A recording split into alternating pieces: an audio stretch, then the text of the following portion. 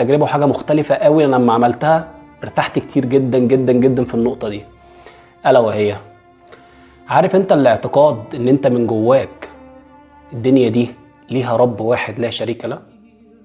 يا راجل ايه يا عم ايه علاقه موضوع الصحيان من بدري بحاجه قويه وثوابت زي كده؟